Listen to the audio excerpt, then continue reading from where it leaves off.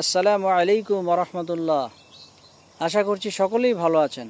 এই যে চমৎকার দৃশ্য দেখতে পাচ্ছি, আজকেও একটি খুব সুন্দর দৃশ্য দেখাতে নিয়ে আসলাম আপনাদেরকে। তো যাই হোক, দৃশ্য দেখতে থাকুন। আর আজকেও একটি খুবই গুরুত্বপূর্ণ টপিকস নিয়ে আলোচনা করব। সেটা হচ্ছে আমাদের স্কিলকে কিভাবে আমরা ভাজা করতে পারি। অর্থাৎ ভাজা মানে এই স্কিলের একেবারে এ টু জেড, আদি অন্ত সব কিছু কী করে ভালোভাবে আয়ত্ত করা যায় সেটা নিয়ে আমরা কিছু আলোচনা করব। তো প্রথমে যে বিষয়টা, সেটা হচ্ছে যে কোনো একটা স্কিল যখন আমরা তৈরি করব, ওই স্কিলটা তৈরি করার শুরুতে ওইটার ব্যাপারে আমরা খুব ভালোভাবে জানতে সক্ষম হব না। কারণ নতুন যে কোনো জিনিস যখনই এটা আমরা জানার চেষ্টা করব, এটার ব্যাপারে আমরা অপরিচিত থাকব সকলে, এটাই স্বাভাবিক। আর যখন আস্তে আস্তে আমরা এই জিনিসগুলি চেষ্টা এবং মেহনতের মাধ্যমে এটা দক্ষতা অর্জন করার জন্য সময় যেতে থাকবে, তত আস্তে আস্তে আমাদের স্কিল ডেভেলপ হবে। যেমন একটা স্কিলকে পরিপূর্ণভাবে আয়ত্ত করার জন্য এটাকে আমরা ভাগ করে নিব। একটা নির্দিষ্ট টপিকস, এটাকে যখন ভাগ করে আমরা এটাকে আয়ত্ত করার চেষ্টা করব, তাহলে এটা খুব সহজেই আমাদের বোধগম্য হবে এবং সহজেই এটা থেকে আমরা বেনিফিট নিতে পারবো। যেমন একটা স্কিলের কথা বলি, সেটা হচ্ছে মোশন গ্রাফিক্সের মধ্যে কি ফ্রেম সেট করার প্রক্রিয়া। এখন কি ফ্রেম সেট করার প্রক্রিয়া কি, এটা যে জানে না তার জন্য অনেক কঠিন। এখন কি ফ্রেম তৈরি করার প্রক্রিয়া, কি ফ্রেম অ্যাড করার প্রক্রিয়া এবং কি ফ্রেম অ্যাড করলে কোন নিয়মে অ্যাড করার মাধ্যমে ওটা খুব ভালো দৃষ্টিনন্দন হবে, ভালো হবে, সুন্দর হবে এবং গ্রহণযোগ্যতা বৃদ্ধি পাবে, এই বিষয়গুলি আমাকে জানতে হবে। এখন অনেকে আছে কি ফ্রেমই বুঝি না, কিন্তু টিউটোরিয়ালের মধ্যে যখন আমরা কাজ শুরু করি কি ফ্রেম শুনতেছি, কি ফ্রেমের ছড়াছড়ি, কিন্তু কি ফ্রেম জিনিসটা কি এটাই বুঝি না। তো মনে করছি যে হ্যাঁ, এটা কি ফ্রেম, হয়তো দৃষ্টির আড়ালের মধ্যে অথবা আমাদের মনের গভীরেই এটা লুকিয়ে যাচ্ছে যে আসলে কি ফ্রেম জিনিসটা কি। এটার কারণ হচ্ছে আমরা আমাদের লেসনের এবং স্কিলের যে অংশগুলি রয়েছে এটাকে ভাগ করি না। এই জন্য একটা লেসন করার সময় এখানে কি ফ্রেম জিনিসটা এসেছে। এখন আমাদের করণীয় কি ফ্রেম, এটাকে নিয়ে ভালো করে রিসার্চ কর।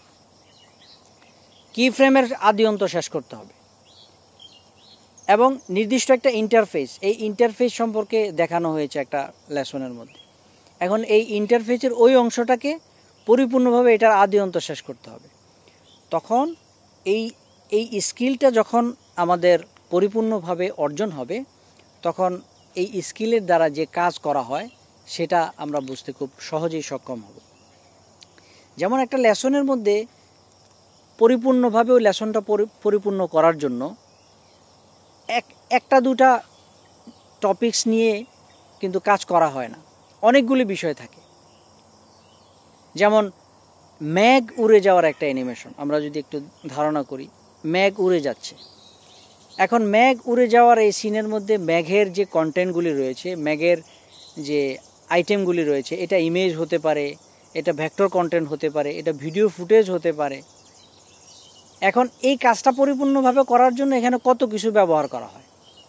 প্রথমে ইম্পোর্ট করা হয়, তারপরে ইম্পোর্ট করার পরে ফুটেজটাকে লেয়ারে নেওয়া হয়, লেয়ারে নেওয়ার পরে ওই লেয়ারের মধ্যে এটাকে টাইমিং সেট করতে হয়, টাইমিং সেট করার পরে এটার যে মুভমেন্টের পরিবর্তন করার জন্য, অর্থাৎ এটা হয়তো এক স্থান থেকে আরেক স্থানে যাবে, এটার পজিশন পরিবর্তন হবে। এই পজিশন পরিবর্তন করার জন্য এটার মধ্যে পজিশনিংয়ের কি ফ্রেম সেট করতে হয়। তো এখানে কতগুলি বিষয় চলে আসলো। এখন একটা শেষ করব, তারপর আরেকটার মধ্যে যাব, একটা শেষ করব, তারপর আরেকটার মধ্যে যাব। এইভাবে যখন প্রত্যেকটা স্কিলের অংশকে আমরা ভাগ করে নিব, তখন আমাদের এই প্রত্যেকটা স্কিল ভাজা হয়ে যাবে। তো অনেকগুলি ভাজা স্কিল একত্রিত করে আমাদের অনেক সুন্দর প্রজেক্ট তৈরি করা আমাদের জন্য সহজ হবে। এই সিস্টেমটা যে কোনো স্কিলের ক্ষেত্রে, যে কোনো স্কিলের ভাগ করার ক্ষেত্রে আমরা অ্যাপ্লাই করতে পারি। যেমন ইন্টারফেসের মধ্যে শুরুতে বেসিক প্রাথমিক অংশের মধ্যে কিছু ইন্টারফেসের অংশ থাকে, এই অংশগুলি এক ধরনের কাজ করে। আবার এই ইন্টারফেসের প্রাথমিক লেভেলের যেই ইন্টারফেস রয়েছে, অংশ রয়েছে, এই অংশের সাথে মিল রেখে আবার অন্যান্য অংশগুলি এটার সাথে কাজ করে। তো এখন প্রাথমিক অংশ না বুঝে যদি এটার উপরের ধাপের অংশগুলি নিয়ে যদি আমরা চিন্তা করি বা চেষ্টা করি, ওইটা না বুঝলে এটা আমি বুঝবো না। যুক্তাক্ষরের মতো, যেমন যুক্তাক্ষরের একটা শব্দ, এটা প্রথমে তো শব্দ চিনতে হবে, তো ওই শব্দটার সাথে আরেকটা শব্দ যখন মিলানো হবে তখন এটা বুঝে আসবে।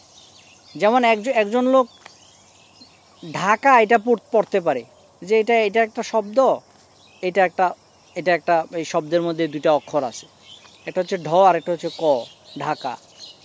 এখন এই ঢাকার মতো আরেকটা আছে ধাক্কা, ক এর মধ্যে উপর দিয়ে আবার ক আরেকটা উঠাই দিছে। এখন যে ওইটা বুঝে না, প্রথমে যে ক অক্ষরই চিনে না, সে যদি ধাক্কা দেখে তাহলে তখন তার মধ্যে ধাক্কা খাবে যে আর এই ধাক্কা আবার কি।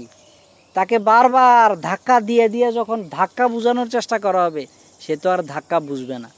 যদিও এটা খুব সহজ, কিন্তু এই সহজ বিষয়টাই না জানার কারণে আমাদের কাছে অনেক সময় কঠিন মনে হয়। এই জন্য আমরা চেষ্টা করব আমাদের স্কিল যাতে পরিপূর্ণভাবে অর্জন করার জন্য এটাকে নির্দিষ্ট সিরিয়ালি আমরা এরকমভাবে ভাগ করে নিব এবং ভাগ করে এটার প্রত্যেকটা অংশকে ভালোভাবে বোঝার জন্য এটাকে নিয়ে রিসার্চ করব। এটা কেন হচ্ছে, এটা দিয়ে কি করা যায়, এটা দিয়ে কাজ করার পরিধি কতটুকু, এই বিষয়গুলি নিয়ে যখন রিসার্চ করব, এটা আমাদের বোধগম্য হবে এবং এটার দ্বারা আমাদের অনেক কিছু শিখতে আমরা সক্ষম হব। আর যখন রিসার্চ না করে এরকম একটা জিনিসকে জানার চেষ্টা করব, রিসার্চ বলতে আমি বোঝাতে চাচ্ছি, যেমন এটার মধ্যে ইম্পোর্ট করলাম, ইম্পোর্ট করার পরে একটা ইফেক্ট দিলাম, একটা ইফেক্ট দেওয়ার পরে এটাকে একটা পরিবর্তন করলাম, এখন অনেক কিছু তো করলাম। তো প্রথম অংশে আবার চলে যাই, প্রথম অংশে যাওয়ার পরে এটাকে ভালোভাবে বোঝার চেষ্টা করি যে আমি যতটুকু করলাম এটা কতটুকু সঠিক হলো। এখন করতে গেলে দেখা যাবে যে আমার ভুল হচ্ছে, এখন ভুল হলে আমি আবার শিখব, আবার প্র্যাকটিস করব। তো বারবার এটাকে যখন একদম ফার্স্ট টু লাস্ট এই লেসনের ইন্টারফেসের যে কোনো একটা অংশের প্রত্যেকটা জিনিসকে আমরা চেষ্টা করতে থাকবো, তখন এটার দ্বারা আমরা অনেক ভালো প্রজেক্ট, অনেক সুন্দর প্রজেক্ট তৈরি করা আমাদের জন্য সহজ হবে। এবং এগুলোকে ইচ্ছা করলে লিখেও রাখতে পারি, যখন যদি মনে না থাকে তাহলে লিখে রাখতে পারি। এবং মনে রাখার কি প্রক্রিয়া, এই নিয়ে আরেকটা লেসন ইনশাআল্লাহ তৈরি করব। এভাবে আস্তে আস্তে আমাদের ছোট ছোট অংশ যখন একত্রিত হবে, ছোট ছোট অংশ একত্রিত হয়ে অনেক বড় ধরনের স্কিল আমরা অর্জন করতে পারবো। এবং যেরকম মাছ ভাজা খেতে খুব মজা, এরকম আমাদের এই স্কিলগুলির দ্বারা যে প্রজেক্ট তৈরি করব, এই প্রজেক্টগুলি আমাদেরকে অনেক মজা দিবে। এবং এই প্রজেক্ট যখন আমরা ক্লায়েন্টের জন্য করে দিব, ক্লায়েন্ট আমাদের এই প্রজেক্ট দেখে অনেক খুশি হবে এবং ক্লায়েন্ট বারবার আমাদের কাছে আসতে থাকবে, আমাদেরকে দিয়ে প্রজেক্ট করাতে চাইবে, কারণ তার প্রজেক্ট পছন্দ হয়েছে। প্রজেক্ট পছন্দ হওয়ার পিছনে আমি যে ছোট ছোট স্কিলকে অর্জিত করে ওই স্কিল অ্যাপ্লাই করে বড় এক প্রজেক্টের মধ্যে আমি এটাকে সম্পন্ন করার জন্য চেষ্টা করেছিলাম, যার কারণে ওই জিনিসটা হয়েছে। এই জন্য ছোটো জিনিসকে কখনোই গুরুত্বহীন মনে না করা এবং ছোট জিনিসকে গুরুত্বহীন মনে না করে এটাকে এরকমভাবে গুরুত্বের সাথে যখন আমরা চেষ্টা করব, মেহনত করব, তখন আস্তে আস্তে আমাদের স্কিল ডেভেলপ হবে ইনশাআল্লাহ। এই জন্য আশা করছি এই বিষয়গুলি আপনাদের অনেক কাজে লাগবে। আর যদি মনে করেন এটা অনেকের কাজে লাগবে, এটা শেয়ার করতে পারেন। আর এই সংক্রান্ত যদি কোনো মন্তব্য থাকে আমাদেরকে জানাতে পারেন। আরও কি ধরনের ভিডিও চান সে ব্যাপারে বলতে পারেন। তাহলে দৃশ্যটি আরেকটু দেখতে থাকুন। আর তাহলে আজকে এ পর্যন্ত, ইনশাআল্লাহ পরবর্তীতে আবার নতুন ভিডিও নিয়ে আসবো ইনশাআল্লাহ। সবাইকে আপনাদের ভালো রাখুন আল্লাহ তাআলা। আসসালামু আলাইকুম ওয়া রাহমাতুল্লাহ।